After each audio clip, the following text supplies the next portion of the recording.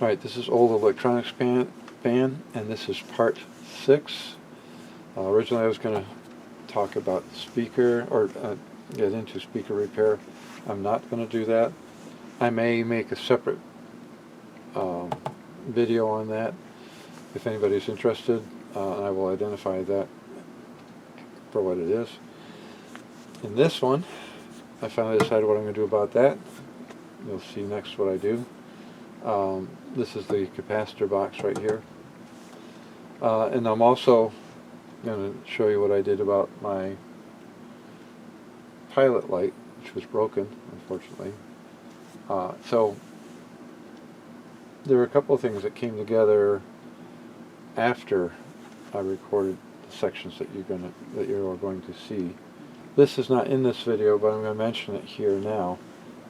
OldRadioParts.net, Mark Opat is the guy to go to for getting volume controls made. He's the guy. So I'm hoping in 3 or 4 days to actually have a new control to put in here. Let's see, there's other things that I want to show you. I had some noises in here, and I want to go over how I resolve that. But that might not make it into this video, depending on how long this one is. So there's more stuff on the way. Trying to think what else.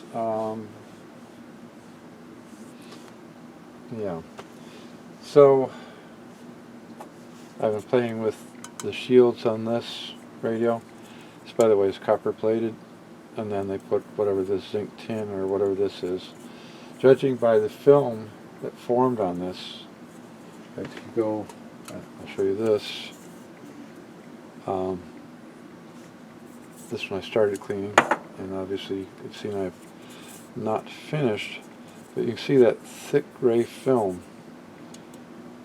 That leads me to believe that this is actually a tin zinc plating on here, and it looks like all of them, it's copper that's peeking through on these at least, and not rust. It's a different story on this. This, it looks like it's actually rusted right down to the metal. And what I may do is finish cleaning this properly and just spray a clear coat on this if this looks okay. Once I get this cleaned up properly and see how it looks on the tube. This is a tube cover. Unfortunately, this is not the only one that looks like this or worse. I'm actually toying with the idea of trying to get some. There's a kit you can get from Eastwood that will allow me to do a zinc tin plating on things. So we may get into that. I don't know. This is already a lot more parts than I was expecting to do on this radio. But I really do think there's a lot of helpful, interesting information that people can glean from different parts of this presentation. And I'll try to identify exactly what is in each part, because some people might not be interested in some of the videos and might be very interested in others. So anyway, so without further ado, we'll get into this. Because it's been a while since I've done the recording, but as you may have noticed, I have markers on everything.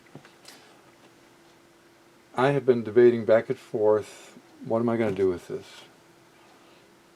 As it stands, this thing is dead quiet. These are paper caps, 90 years old, and they don't test all that well in the C3, but when you do an Ohm's law evaluation of this, the current that's flowing either to ground, because this is a common, I believe, or yeah, this is ground. So through these guys to ground, or this one. This is actually a coupling cap here, and this I would replace regardless. I don't like leaving those vintage because it does bad things to tubes if they aren't healthy. So anyway, so I've been going back and forth. The guy I've been talking to has been going back and forth. He's, well, you know, it'll probably last forever, but if you sell it, then, you know. So he wasn't willing, let's just put it this way, he wasn't willing to commit himself to saying, yeah, you'll be fine if you don't change this. And to be honest, I can't commit myself to that either. He did tell me he had a radio of this vintage that behaved like this one did, was perfect. And he did sell it, but he told the guy that he had not replaced the capacitors. Or he told the guy that he had not replaced the capacitors. And as far as I know, the guy never called him up and said, hey, this thing's failed, could you fix it? So I made a decision.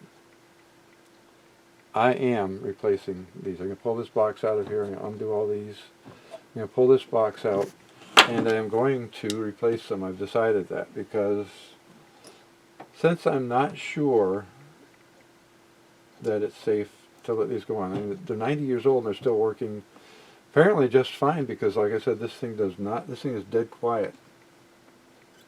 But, and here's the other part. The volume control setup that I have on this might be part of why this thing is so quiet, because it's not behaving exactly the way it should. So it's possible at low volume, when you're listening for hum, the volume is just dropping off to nothing. But at the same time, even at higher volumes, when you know you're getting sound, there's no hum. So I'm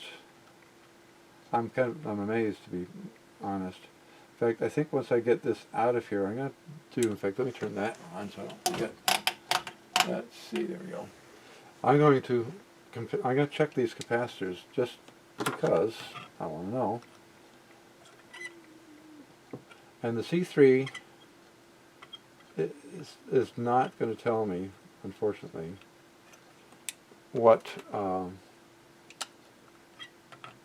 do I want to put it? They aren't going to solve the question of, is this okay, is this not okay? I just want to know. I'm just curious to see how bad they are. And, yeah, there we are. Unzipping it.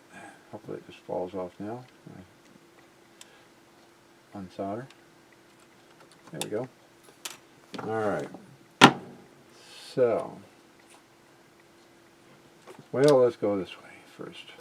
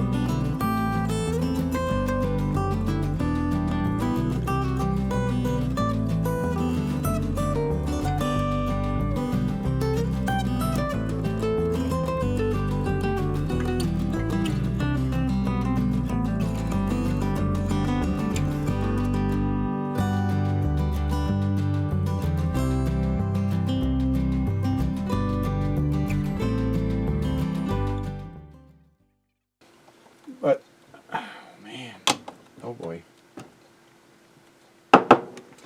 Well, yeah. That's going to be fun. This is thick. Boy.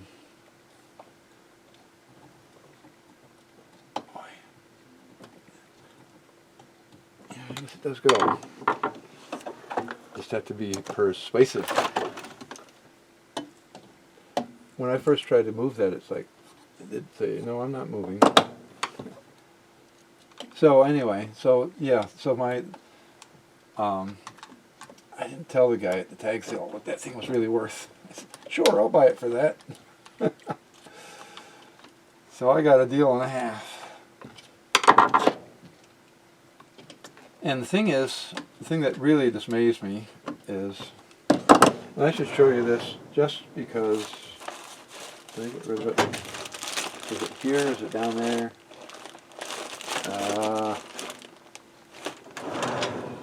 When Radio Shack was going out of business, I bought this. And I've already been into it because it wasn't, from new, it wasn't working all that well. This is the catalog number. It's flaky. You have to be very careful. And on full bore, you really have to mash this to get this, because the switch inside of this is super cheap. It works, and you know they've got the double screws here, which secure this better. But, and this is a 230 watt, 150 watt, so it's a higher watt iron than my Weller. But I got to tell you, the Weller works better.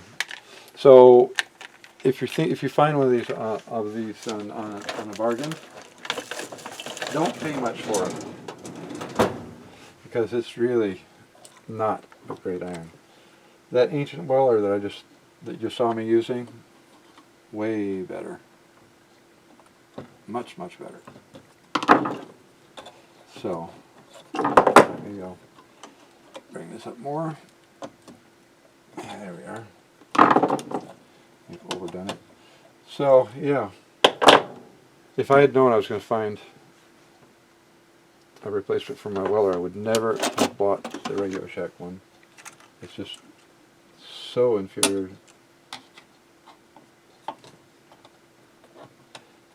All I can say is I'm very glad I didn't pay full price for it, because I would have been very unhappy. Because the price they were asking for it, it wasn't worth it. Come on. And if I had paid full price for it, and if I had been able to, I would probably have returned it. Just so you know. Of course, you know, when they're going out of business, the standard line is you buy it, you own it, which is understandable. They're not going to be giving you that kind of a deal just so you can return it, I guess. Oh, plus they're trying to get rid of their inventory, so they want to make sure that you, if you're going to buy it, you're going to keep it. Come on. There we go. So, anyway. And some of their other soldering irons I'm just not real impressed with either. So, I guess the bottom line for me is Radio Shack soldering irons, not so good. And I've bought a lot of things over the years from Radio Shack that I've liked. It's been good stuff. But there are certain things that I just don't recommend that you buy. Soldering irons is one of them. Okay, have I gone too far? Probably. Alright, let's see. And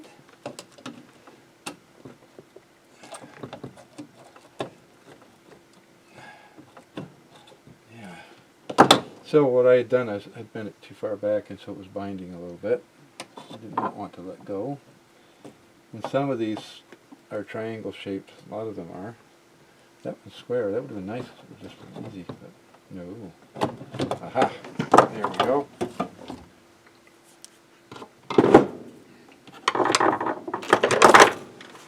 Okay. I've never taken one of these apart. It already looks like it's going to be messy. I'm kind of thinking I probably want some gloves or something. So, there it is. I mean, it wasn't horrible to take out. Of course, this is the part where I might say, yeah. But regardless, it's got to come apart. I really have come to the conclusion that I don't want this. I don't want this to go bad on somebody else. I have the ability to fix it, and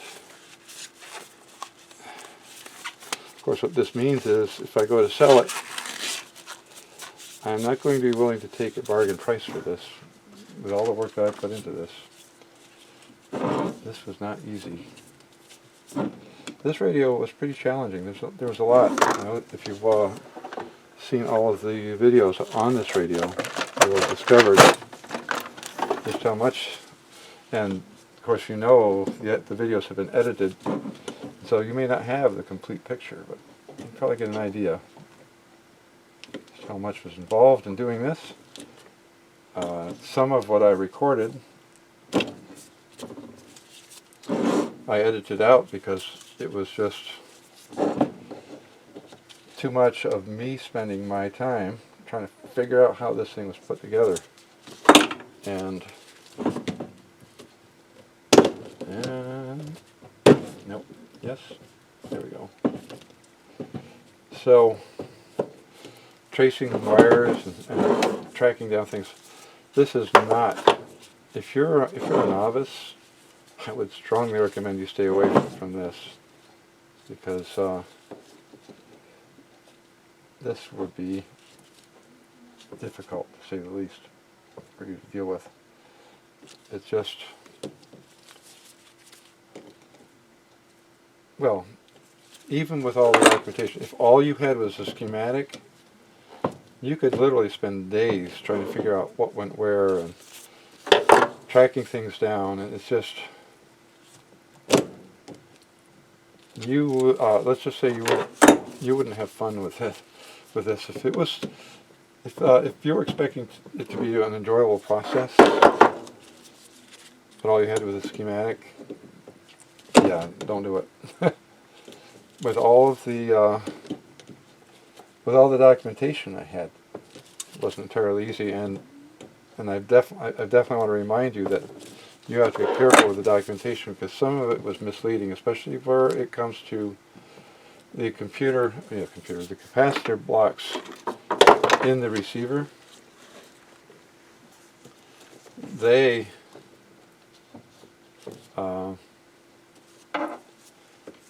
you have to use both the schematic and the guidance of the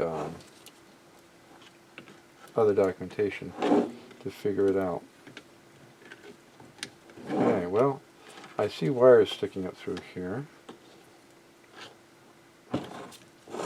So probably what I should do, and what I'm going to do, oh, I know what I want to do before I do this. I've got that, oh, look at that mess, yeah. Alright,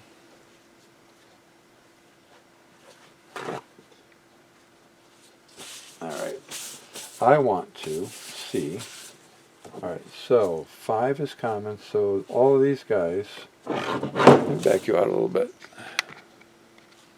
Alright, so these two are isolated, but everything else goes from the common to different capacitors.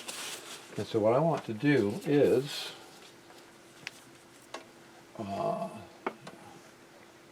what I might do is bring down the lights here a little bit, so that can be more obvious.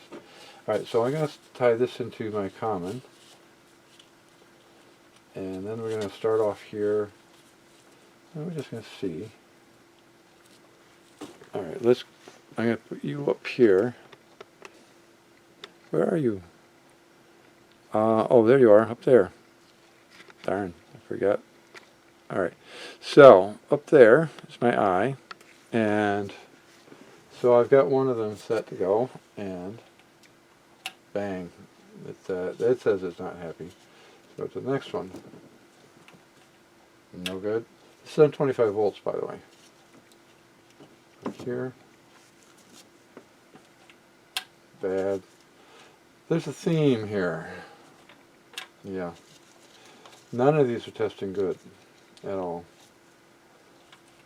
Yeah. and let's check this one, the last one down here. So I'm going down here to the last, where are we? I'm on these last two, the isolated ones. And there we go. Whoops. Oh, there we go. And this is the one I was really worried about. This, so none of those pass. Oh, I'm going to, just for the fun of it, I'm going to put that on there. And I know I should have started that one at the same time that I did the other one, because it's not very stable for the first 10 minutes or so, maybe longer. But I want to show you, I want to give you an idea once that comes up, what kind of resistance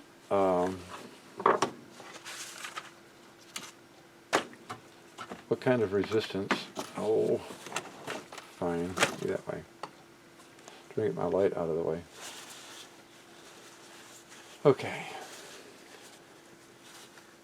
Okay.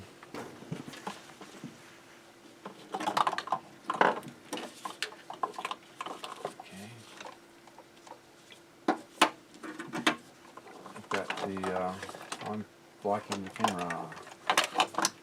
All right. Now,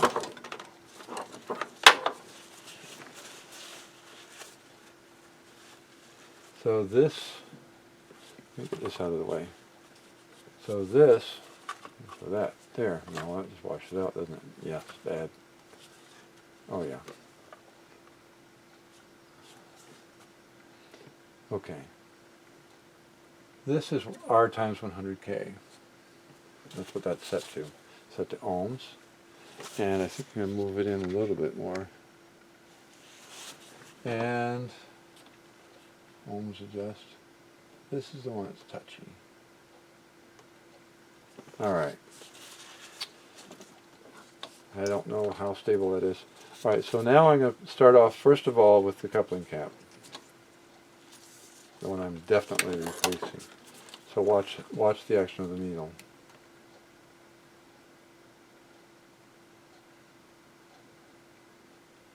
It's actually doing better. Well, it's heading toward 20 megs right now and slowing down.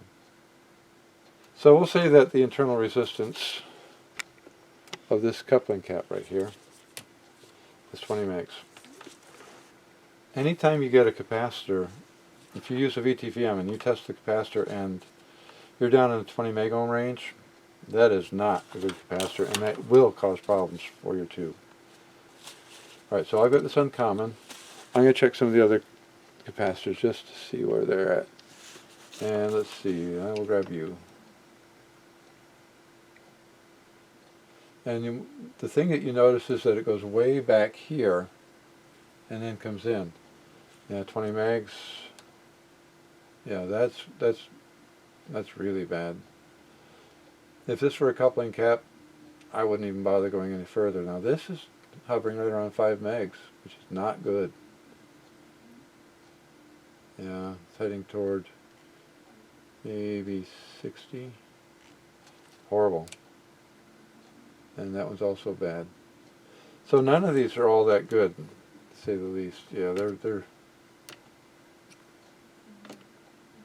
yeah. They're bad. All of them. Really bad. But the strange part is this thing was dead quiet. It's going to go there, maybe. Stay there.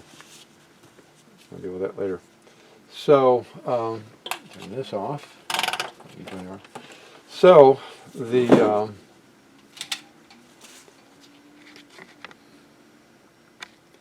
so definitely the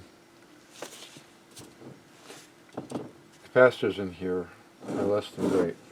So what I'm going to do now, though, is I want to get this cover off, and I think the easiest way, well, some of these, the wires are obvious and you might be able to get to them and trim them. Some of these are buried under solder.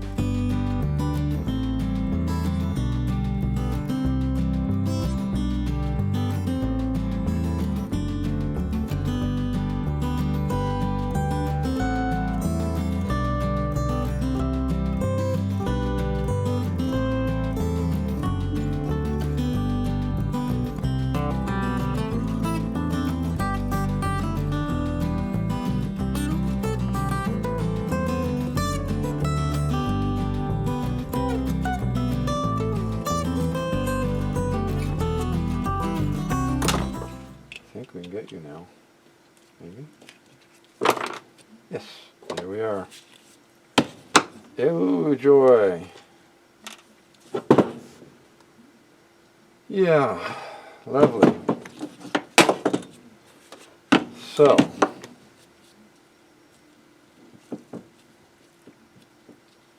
interesting.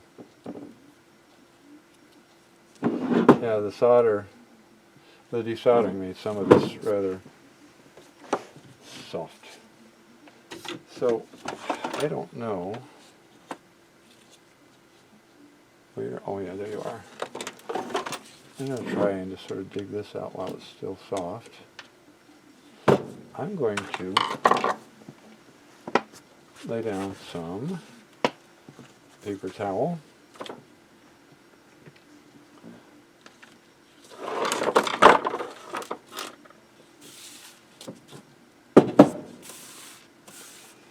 So maybe I can capture some of the mess. Yeah. I want my trash can so I can help guide it. Alright. Well, here's what I'm going to do. I'm not going to bore you to tears with prying this out of here. Now, my experience in the past is that this stuff is not horrible, although actually this is seeming a bit harder than some of the stuff I've dealt with. Well, maybe not. This might not be too bad. Some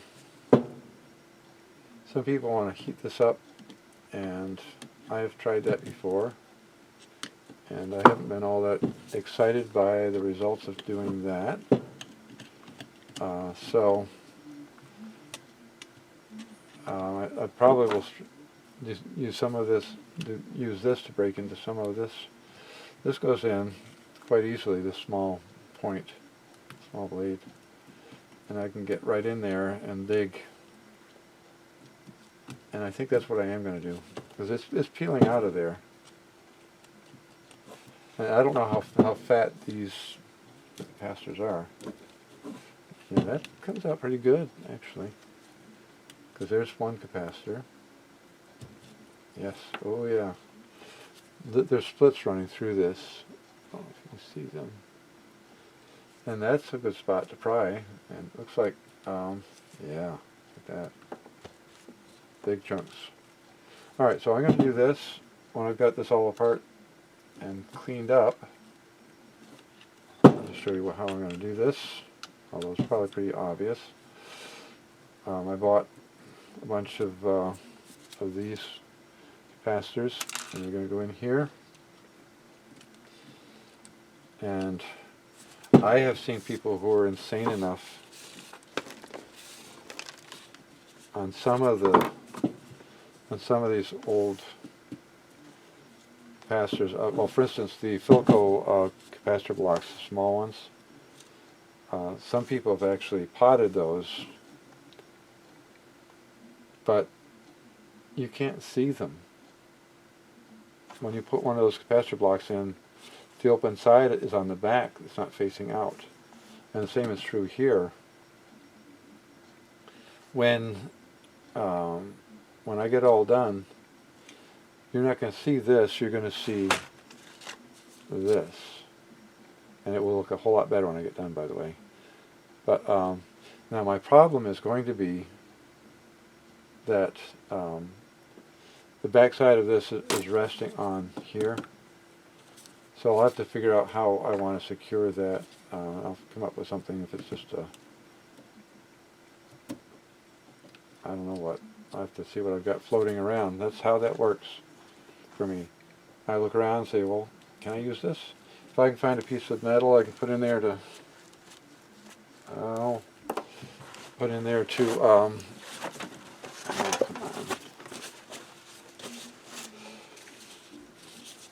to do what I want to do, and I will. And because what I may have to do is take a piece of, I thought about doing other things, a piece of wood or something, and I'm not sure if I want to do it that way. Well, I'll think about it.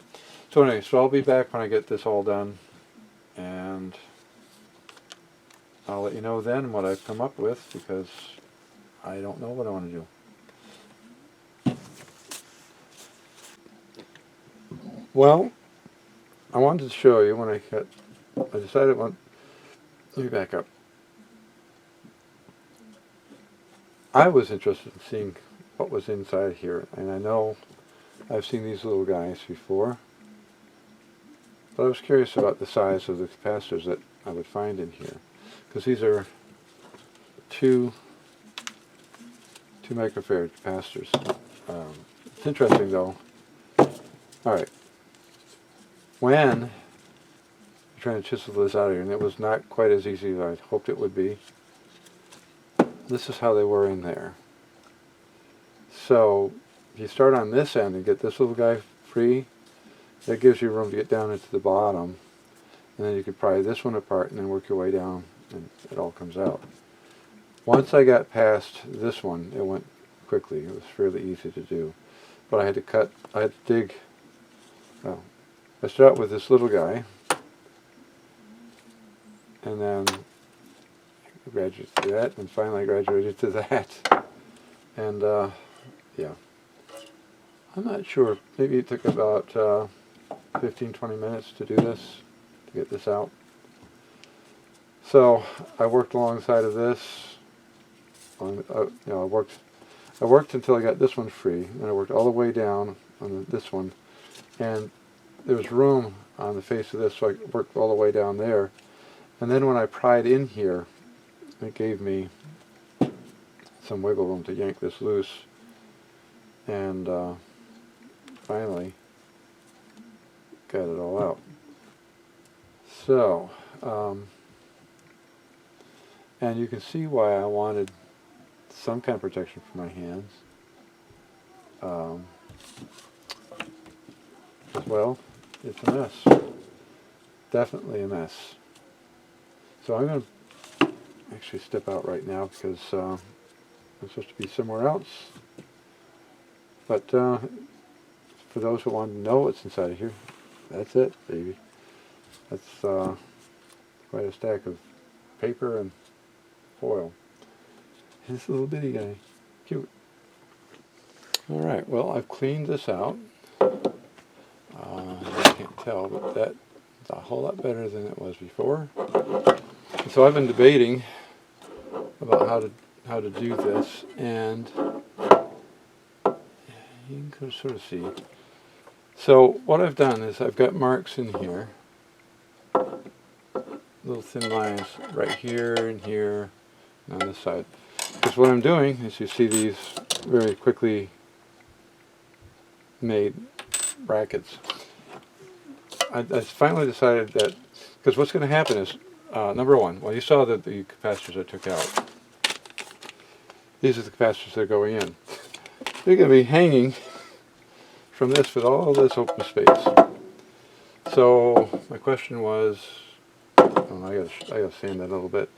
So I'm going to do is I'm going to use some epoxy and glue these into place right here, and all four of them, one here, one here, one here, etc. So when I put this into place and I bend these tabs over, it'll sit on these. I debated I could have spot welded it, which would have done the paint no good. I could have tried soldering it. That also probably would have done the paint no good. So, so I decided this is quick and easy, and it should do the job. I think I'm going to try to make a piece to replace this bracket. I wouldn't do it if there weren't so many wires going to this. But there are 4 wires going to this. This is common, so a lot of things connect here. So even if I ran a wire up and looped it around, I just wasn't crazy about that idea. So I haven't exactly decided what I'm going to do, but I'm partway there. So as you probably remember, these are all full of solder. I mean thick. So all I did was heat it with a soldering iron. I put a piece of paper towel down, I slap it against the paper. all the solder drops out. And it does a pretty good job. And there's probably other ways to do that, but that's how I did it. So what I might wind up doing is create a new tab here that I will screw into place here, and then the single wire that comes up from the capacitor. Well, actually there's going to be a bunch of them. I'll figure that out. Because all of these, 1, 2, 3, 4, 5, all 5 of these are going to come up through here. So I may have to make a larger hole here and just feed it up that way. Since this isn't filled with anything, it doesn't matter if I make a hole alongside this. And I'll just loop it around, maybe make a hole right there, right close, and then just loop it around here. Although I may wind up having to use a single wire coming up through here, or here, and then tie everything together underneath. We'll figure it out. But I definitely want to put something there because, like I said, there's 4 wires coming from the radio, or from the amp, that hit the ground here, and I think it'd be a pain. Plus, you know, kind of like it sort of looked like it was original. So, and I've got some brass that came from a switch for something, but they're just flat pieces of brass with contacts on the end. So maybe I'll cut that and we'll do something that way. I don't know. I'll do something, and when I come back you'll see it, or maybe you won't, because maybe it won't look that much different than the rest of these by the time I get all the wires on there. So that's the plan. I will be returning when... Yeah, there's no reason for me to show you how this is wired up. It's pretty obvious. You look at the... once you know that this is common and you've got 5 capacitors that are all going to connect here, it's not hard to figure out what you're doing here. I think that's what the diagram shows you. And you've got this pair across here. So I'm not going to show you that. So by the time I come back and show you what I've done, this should all be in here and wired up and ready to go. Because I think at that point, well, I'm going to want to test it, obviously. And probably before I bend all of the pins over, I will fire the radio up once just to make sure that all is well. And make sure I didn't make any wiring mistakes. This is entirely too easy. So, oh, and by the way,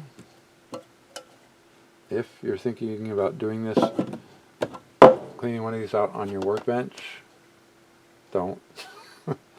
I didn't really think about how much of a mess I was going to make. I've cleaned smaller ones out and that wasn't a big deal, but, well, you saw the mess that's left on those capacitors, and, well, yeah. So, if you have a workbench out in your garage or something, use that instead. Highly recommended. And I'm still cleaning up stuff that came from everywhere. So, alright. Well, I wanted to show you what I came up with for replacing this piece here. As you notice, it's not there anymore. It's broke. It definitely was a victim of, I would say maybe, well, I was going to say some unnecessary roughness on my part, but I don't think I really was. Here's what I ran into, was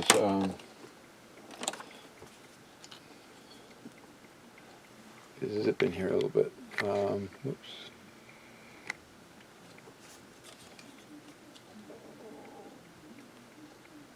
There's a little notch right there. And what they did was they ran a wire up out of here, around here, and they tied it around to the notch. So when I was prying on the wire from the back, trying to get it to unwind, it had been wrapped around the front of that and was catching in there. And so I was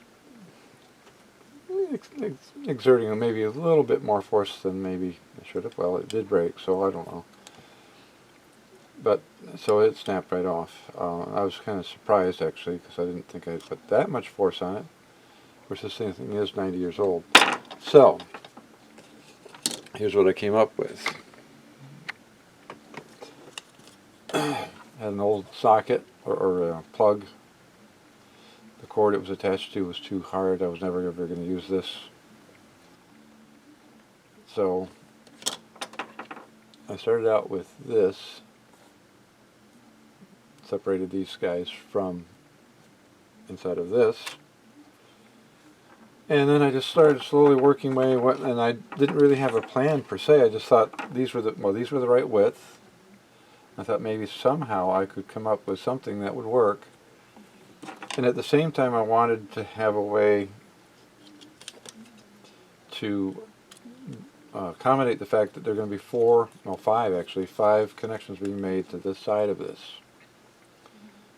So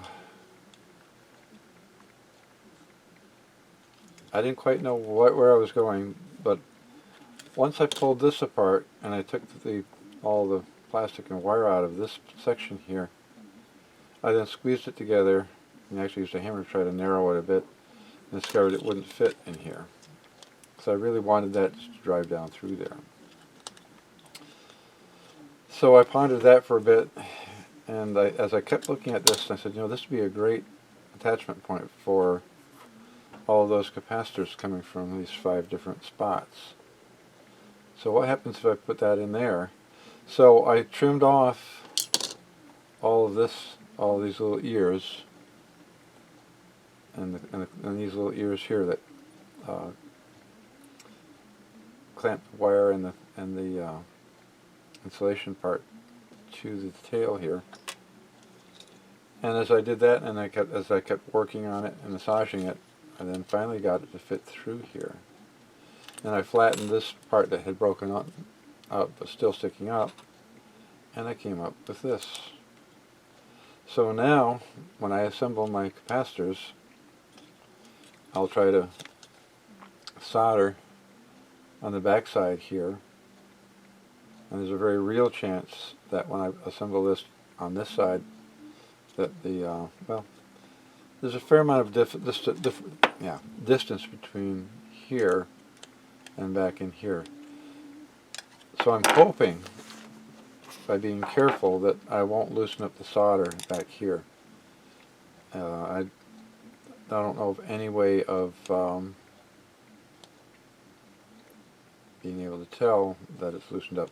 I guess the only thing I can do is I'll start with this one. I'll solder this together, the 4 wires that go here, and then I will check and make sure all of the capacitors, all 5 capacitors, have a good connection here.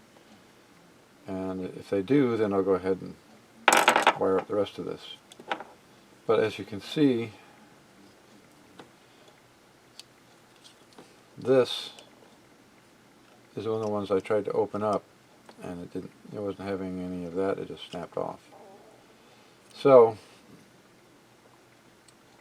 what I've done is, using the old heat and bang method, I've cleaned all the solder out of these connections in the hopes that I could just slide the wires back where they belong. If that doesn't happen, I'm going to have to just solder it to the face of this. So I'm just about there. I'm almost ready to put this together. The one last thing I want to do is look at the original capacitors, and the best I can measure. And I didn't even think to do that because I was going by the information provided me. And as far as I could see, capacitors, 5 capacitors from each of these points to this one point as the common ground. I'm hoping that's the case. I just don't know if it is. So I'll find out. And if that is true, then I'm going to just wire this together, put it in here, and when I get all done, I'll do a quick test of it, and then I'll come back and show you what I've gotten, how far I've gotten. And by the way, there's a number here. I've mentioned before. This is the part number for this capacitor block. And guess what? You can't get it anymore. Big shock, big shock. Now I mention it because this is the orientation. That number has to be up here on this end. But that way, I was going to be all wrong. So, anyway, let's see how my, well that's right, I want to see how this went. This is my, oh,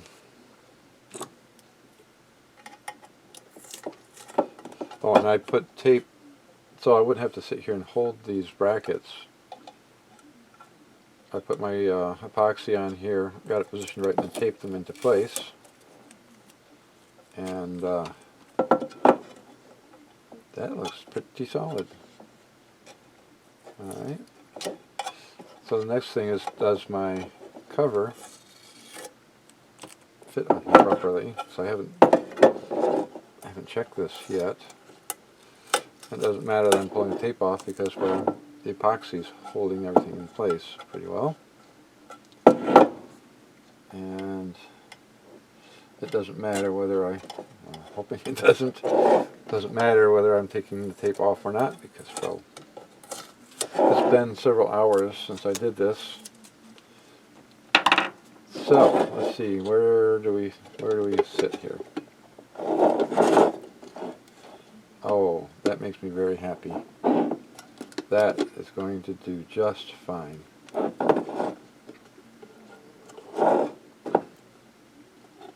Yeah.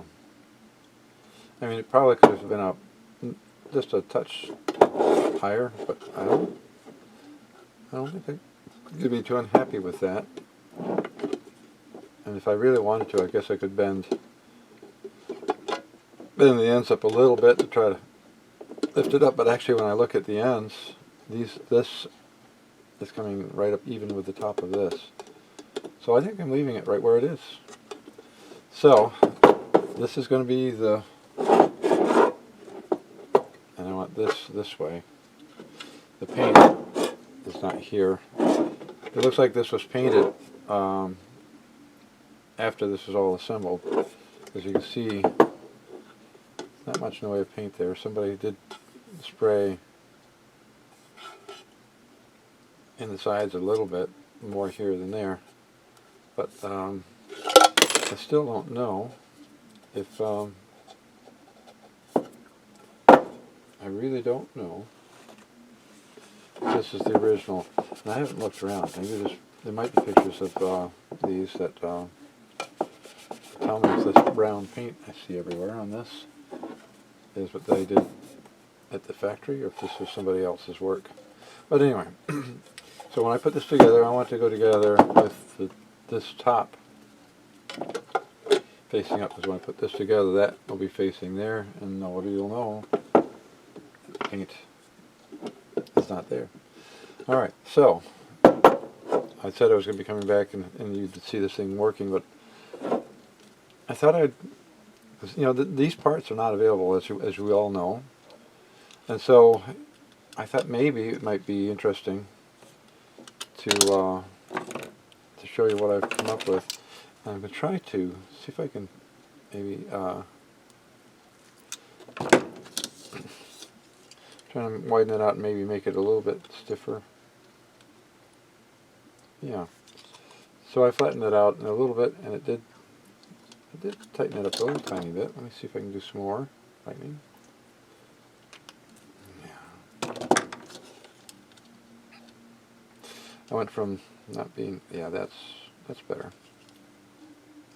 Okay, so by tightening up, by squashing that a little bit, it tightened up a bit, and I like that, not being loose like that. Yes, I like that a lot.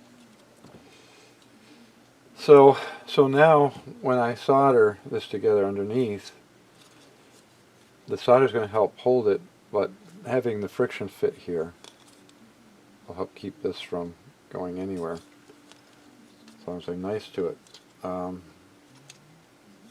Yes. Dare I squeeze it in there a little bit, maybe?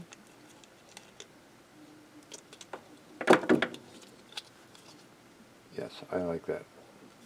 So, having a good friction fit here I think is a good idea. And hopefully when I get all done and get everything soldered up, unless you're looking very closely, you're not going to know that this little guy died on me when I was working on it. So, alright. Alright, well I wanted to show you what the final product looks like, and very pleased. I'll tell you what, these things, the metal that this can is made out of is thick. So pressing these suckers back, you gotta be muscular. I'm not especially muscular, but I got them folded back. They were a pain. But I got them in, and everything seems solid. It's not wiggling or anything, so it's all good. I've checked. Well, this is playing right now. We are a non-profit. And it's absolutely quiet. Well, I was going to check what is,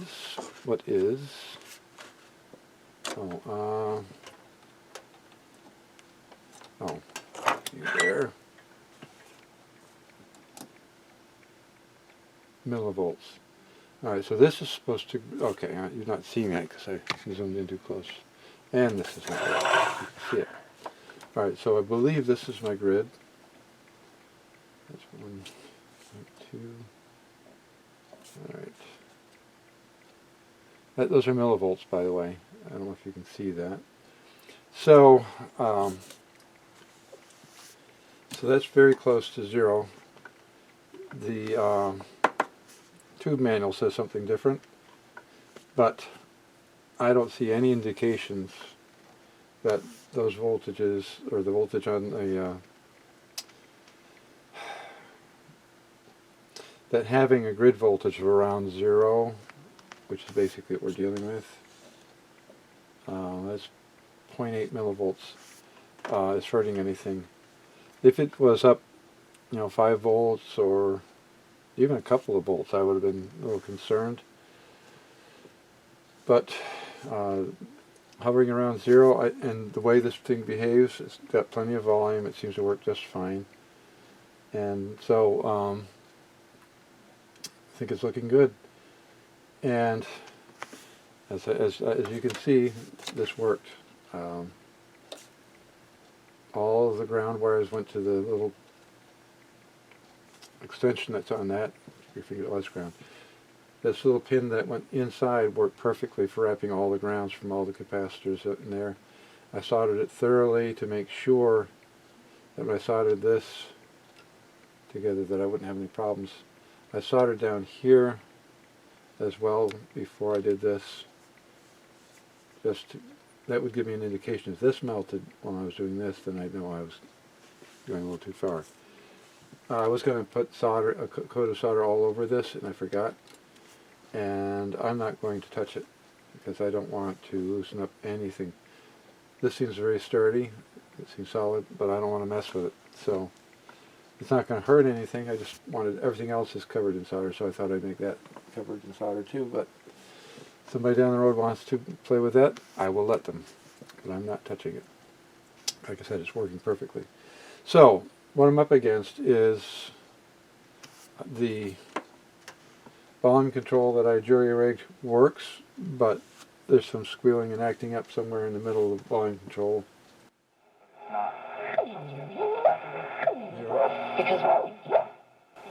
So I don't think those two controls are in sync. One of them is the 1K ohm part is actually 1.7K, and apparently this doesn't like that. The other one's 48K, which is close, and I suspect that well, then there's the other question that I don't know. I haven't checked. I didn't check before I put that in there. It's possible that one of them is a linear taper and one's an audio taper. I did not check that, and I should have, but I didn't. Now this allows me to play it. So much information. And it works, but I definitely want to get a new one in it. And unfortunately, the guy I'm trying to contact to get this done has not gotten back to me yet. So actually, there's a phone number. So I guess I'm going to have to to call him because he's not talking to me. So I'm just curious. This is 278. That's about right. So my B plus voltage looks good. I haven't checked it on the other end, on the receiver part, but I think I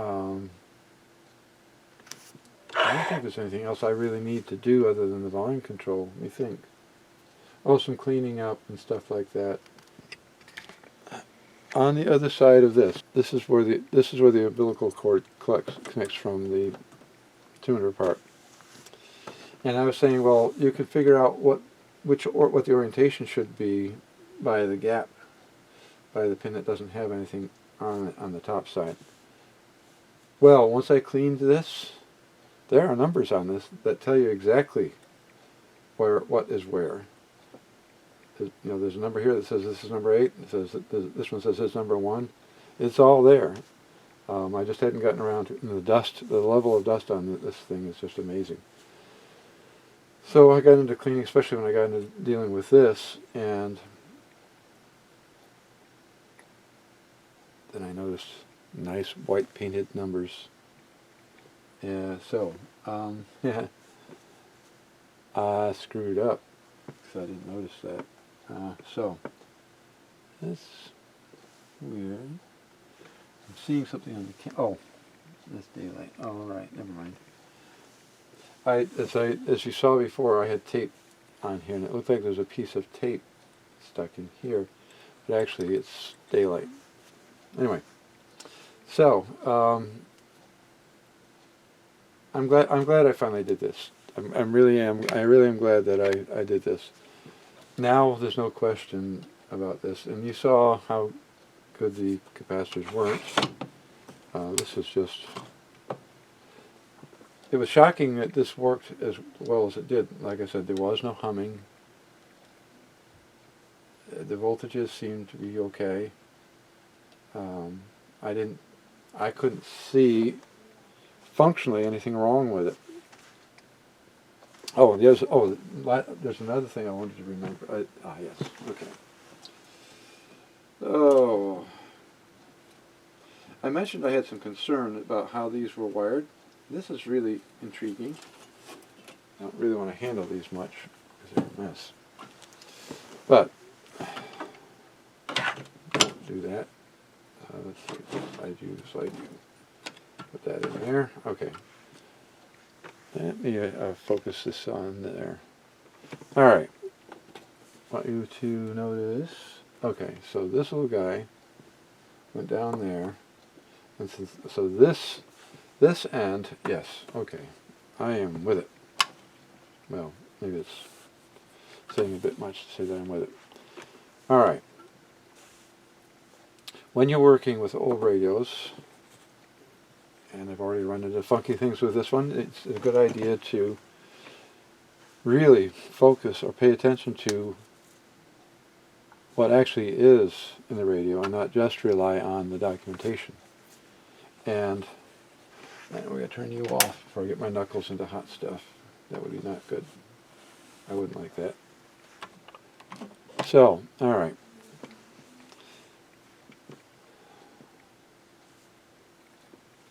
You've got, I don't want to handle this thing with my fingers rubby.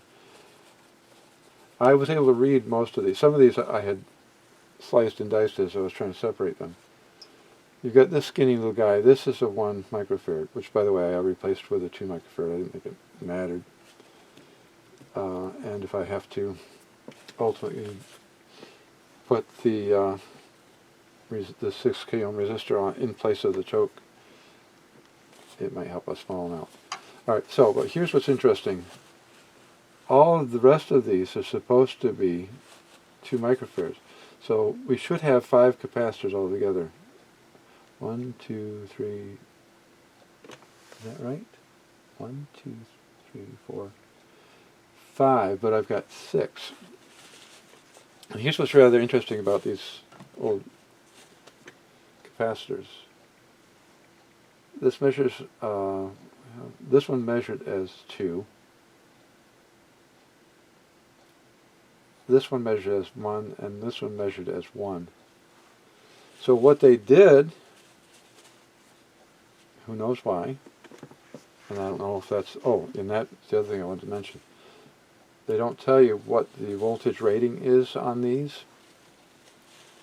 So what I did was I fired up the radio with my meter connected, I think across the B+, because I wanted to see how high the voltage would go before the tube started conducting and brought the voltage back down. And it came very close, the B+ was very close to 450 before it then dropped back down. So when I picked the capacitors for this, I chose 450 volt capacitors. I think that makes sense because it's only up to 450. I don't think it went above it. It's only up to 450 for a couple of minutes and then dropped back down. So if you're wondering, the capacitor voltages, now you can look at the circuit diagram and you can see that there are probably others that didn't need to be that size. The difference in cost was just, it's not that much. But I'm wondering if these two together are together because this was designed as a higher voltage capacitor. In fact, let me see. I know it's either, see, that's pin 5 and it's 6 and that's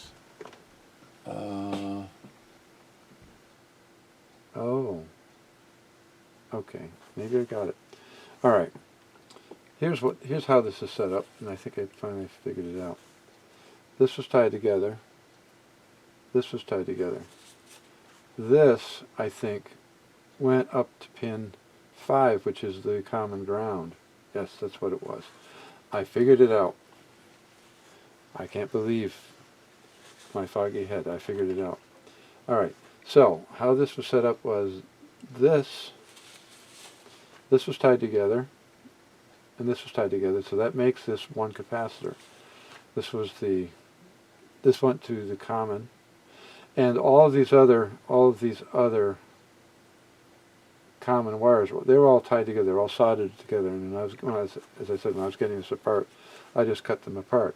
But there was a band of grounds, I guess, if you will, or commons, if you want to call them that ran across the top of this all the way down to here. And yeah, so that makes sense. This is pin 5, which is the common. This is pin 4, I think. So I think this is 2. This is 2. All right, I got it. So yeah, so this was not the schematic was not wrong. This is indeed correct. But I was kind of amazed that this is a 1, this is a 2, but these together make a 2. So like I said, the only thing I can think of is that these are higher voltage capacitors, and because there's, like I said, 400 plus volts here at times. So I'm guessing that these are lower voltage caps, and this pair was because of the higher voltage required. And that kind of makes sense to me now, after the fact. Yeah, and this stuff is interesting. It's a weird combination of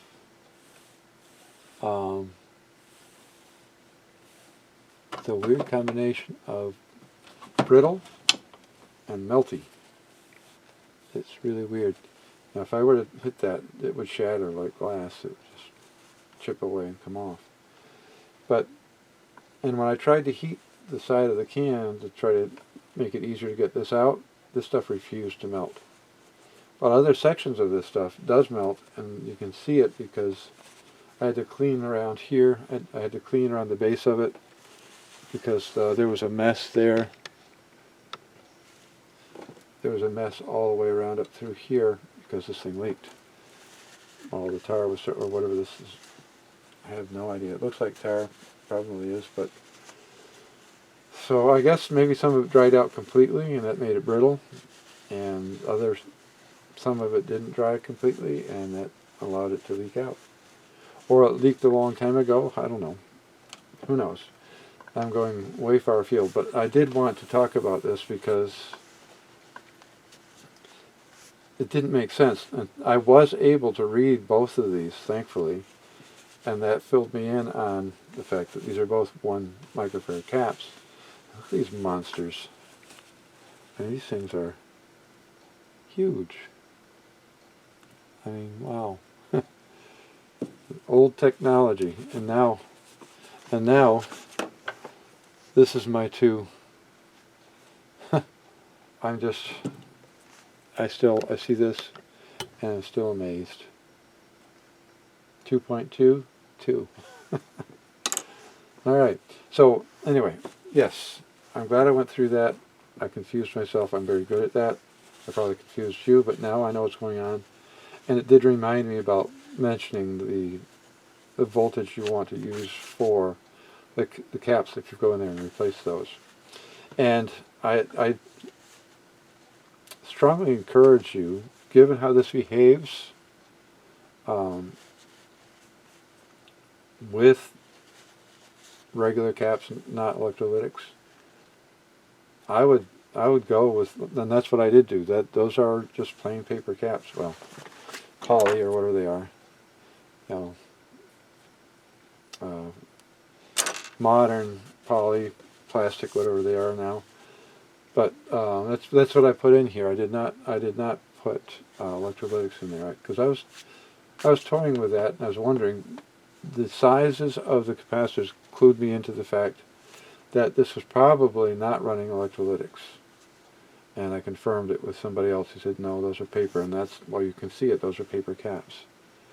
But, like I said, even as bad as these were, it wasn't humming. And that's the thing the only thing that makes sense to me as to why this wasn't humming is this. And even that doesn't entirely add up. But you got a choke here, and a choke here. Even when I wasn't using this choke, all I had was these 2.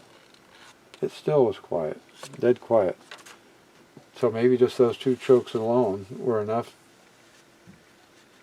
And the capacitors were doing something, obviously. If I had disconnected those, I'm quite certain it would have hummed. We know that sound.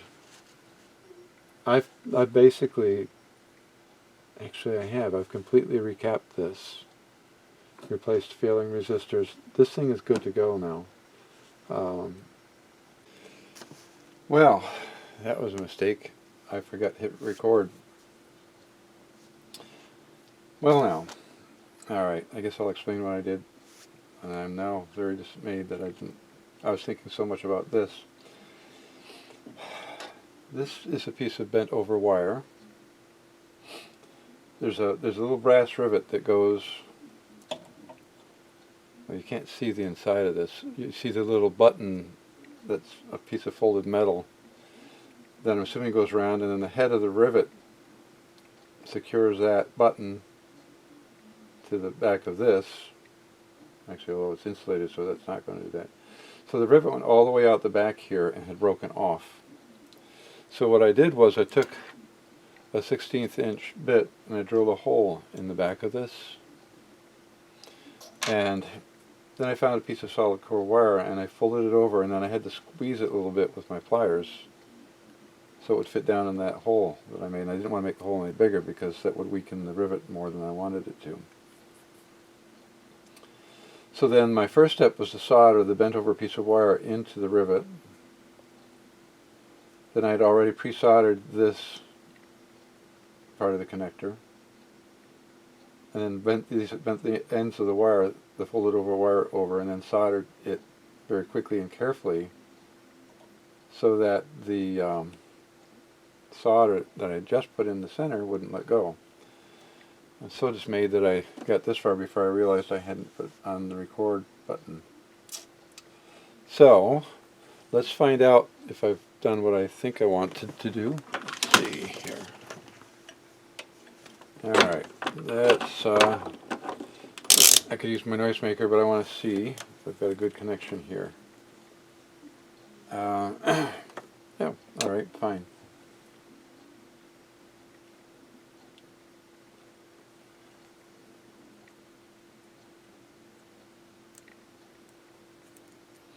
Okay.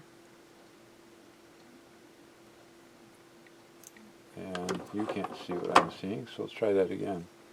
0.8, that's about right if I do it on my 0.8. Yeah, so I have a good connection. Yeah, and I could use my buzzer, and that would have told me that I had a connection, but sometimes the buzzer doesn't give you the entire story. So, now, alright, so we'll put this off, and then put that off. Notice I keep my thumb over the end as I'm clipping to avoid having the thing skyrocket into the air and then possibly hit me in the face. These are pretty well boogered up. The wires are pretty well had it. And I already know for a fact that, well, I can try it. I don't know if it's going to work. I'm so disappointed I didn't show you. Well, I guess nothing I can do about it. I failed to record it in the story. But that actually worked. I'm kind of shocked, to be honest. Now, oh,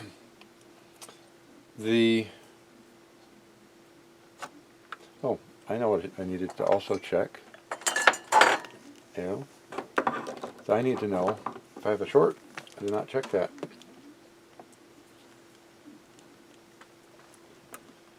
So, connect you there.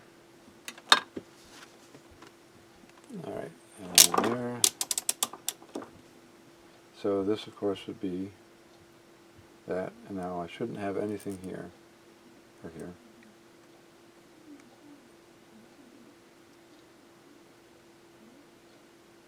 Oh. This is connected to the radio, so I think what we're going to do is I have to clip this off anyway because it's shot. Alright, let's check that again. I don't think I'm going to get any kind of connection there.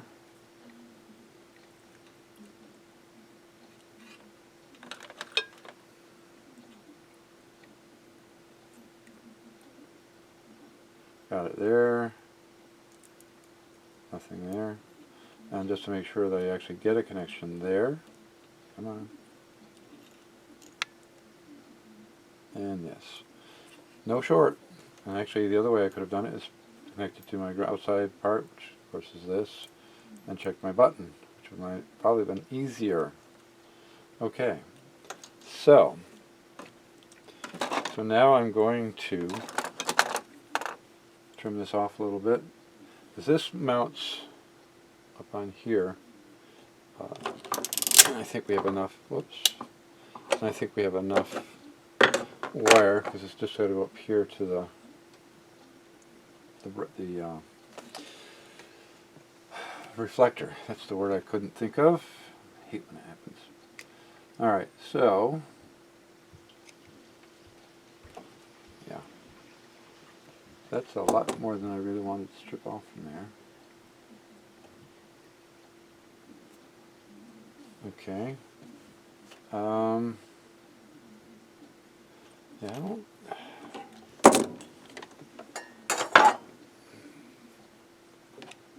know.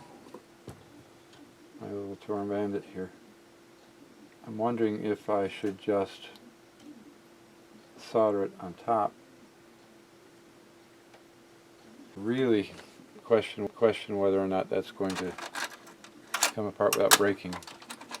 My experience so far is it's about 1/3 of the time when you unsolder these and try to open them up so you can put the wire back in, this part where it's folded breaks off. Oh, what the heck, I don't know if I can get in there at all or not. I want to try to get in there without burning myself. Maybe we can fit this way.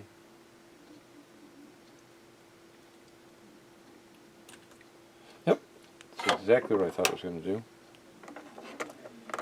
So that tells me I shouldn't bother with the other one. But, well, what the heck. Yeah, this that design for making connections, let's just say it's less than great. Now I'm hoping. Yeah, that's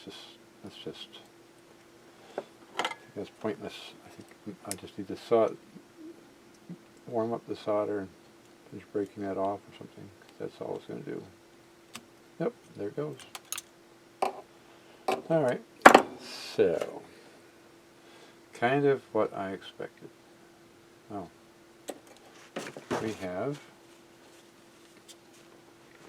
lots of broken wire. Come on. All right. So,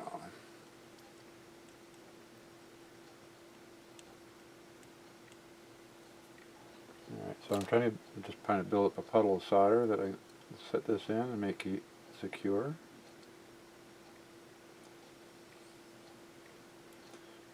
There it goes.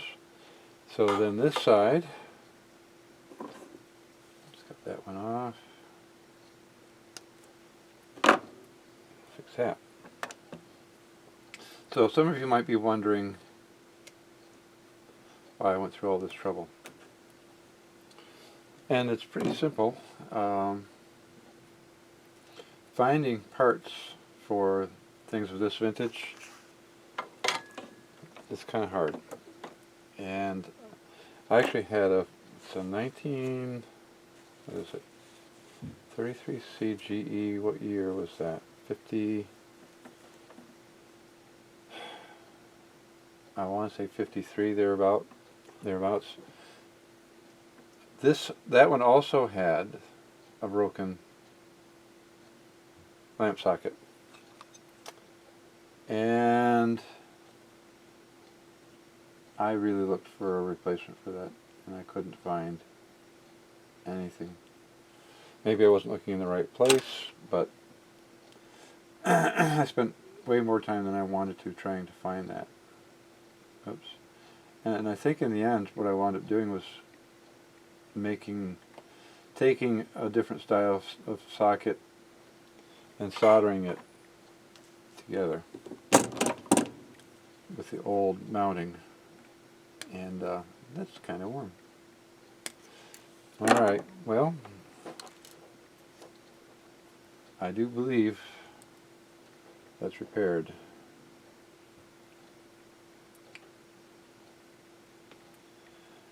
There's not going to be a lot of stress on that, and I don't think it's going to be a problem. Excuse my shoulder. So,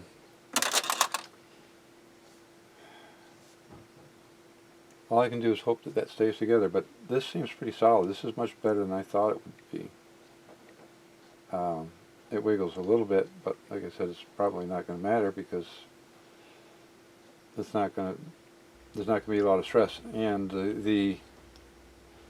this assembly here, where all these layers are, this did not loosen up. So when they crimped that rivet together, it expanded, and I think it was still holding all this stuff in place. So I don't think that's going to be an issue. Well, I'm not sure where we're going to put this, but I want to let people know. Trying to find 41 light bulbs for this radio, because these are a 2.5 volt lamp. I think they are 2.5 or something like that. Let's see. Does it say? Well, these are Chinese made, and it doesn't tell me, but these are 41s.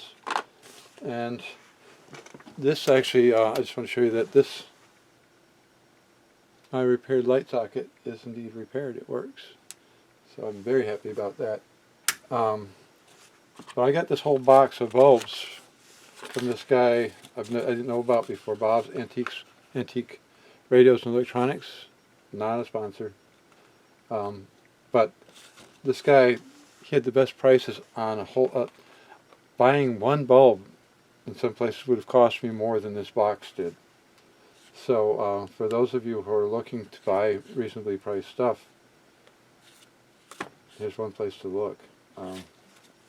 Don't know, he's got limited stock on other things. To see what the, he doesn't have his web address, and I can't remember it. But if you search for Bob's Antique Radios and Electronics, you'll find him. So I'm delighted to let people know about somebody who's reasonable and has what you need. Finding the 41 tube is hard, because there weren't that many things that actually used those, unless you had number 14s, which were the bulbs that were used in flashlights, which are also 2.5 volts, I believe. These might be 2.8. I'm not sure about that, but the voltage being supplied by the radio is 2.5 volts.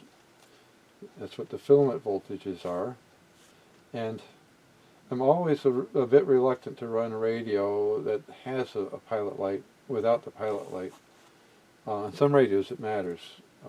Some of them, I think, won't even work right if they don't have the pilot light. So I much prefer to have a working pilot light, and it's nice I actually was able to find it. And actually looks, the color of the metal case of the bulb actually looks vintage. So anyway, let me think, what else do I have to do? I'm running out of things to fix, so I'm very close.